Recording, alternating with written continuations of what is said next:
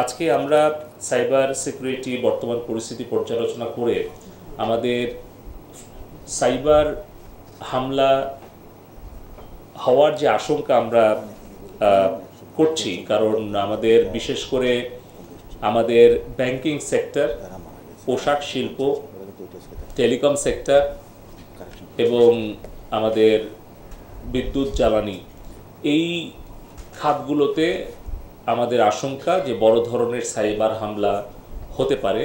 তার জন্য আমাদের ব্যক্তি পর্যায়ের সচেতনতা জরুরি, প্রতিষ্ঠান পর্যায়ের কিছু সিকিউরিটি প্রোটোকল মেনে চলা দরকার এবং আমাদের সরকারি পর্যায়ে, রাষ্ট্রীয় পর্যায়ে আমাদের সিকিউরিটি গাইডলাইনগুলো আমাদের কঠোরভাবে অনুসরণ করা দরকার। সেই কারণেই আমরা আমাদের যে ঘোষিত 35টি আমাদের ক্রিটিক্যাল ইনফরমেশন ইনফ্রাস্ট্রাকচার আছে, সেগুলোকে আমরা আইডেন্টিফাই করেছি। আজকে যে সিদ্ধান্ত সেটি হচ্ছে যে কোনো স্টেক হোল্ডারের সাইবার সিকিউরিটি বেস্ট প্র্যাকটিস যেটা আছে সেটা আমাদের মেনে চলা। যেরকম আমরা আমাদের একটা প্রতিষ্ঠানের বেস্ট প্র্যাকটিস কী কী ধরনের আমাদের প্রস্তুতি এবং প্রতিরোধ ব্যবস্থা থাকা দরকার, কোন কোন সিকিউরিটি প্রোটোকল ইনফরমেশন গাইডলাইন মেনে চলা দরকার, বিশেষ করে আমাদের নেটওয়ার্ক অপারেশন সেন্টার নক, আমাদের সিকিউরিটি অপারেশন সেন্টার সক এবং cyber incident response team shirt, এই তিনটা অবশ্যই এই 35টা প্রতিষ্ঠানে মেনে চলতে হবে।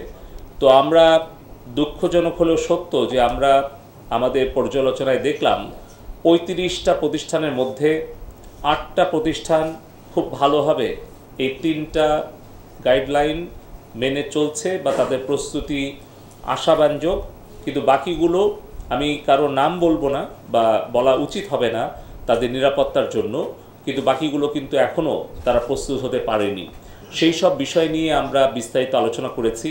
আমি সংবাদ মাধ্যম এবং গণমাধ্যমে আমি অনুরোধ করতে চাই আমাদের সরকারের সব প্রতিষ্ঠানগুলো যাতে নক, সক এবং সার্ট অবশ্যই তারা গঠন করে এবং আমাদের যে ইনফরমেশন সিকিউরিটি গাইডলাইন আছে সেটা যেন মেনে চলে।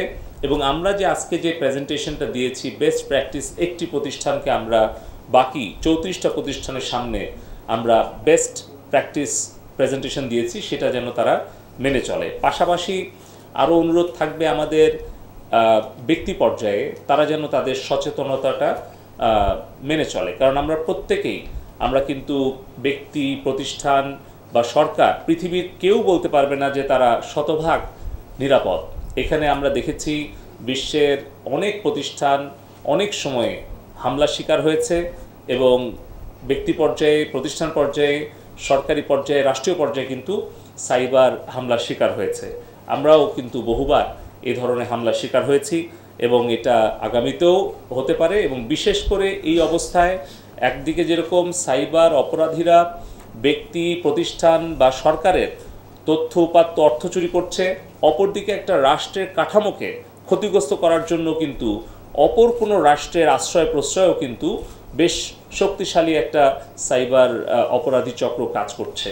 তো এই সব কিছু বিবেচনায় নিয়ে আমরা মনে করছি আমাদের দক্ষ জনবল তৈরি করা এটা প্রয়োজন। আমাদের লাইসেন্সবিহীন পাইরেটেড সফটওয়্যার অ্যাপ্লিকেশন এগুলো যাতে কেউ ব্যবহার না করে, সেটা সরকার হোক, প্রতিষ্ঠান হোক, ব্যক্তি হোক, এবং সর্বোচ্চ আমাদের সতর্কতা অবলম্বন করে।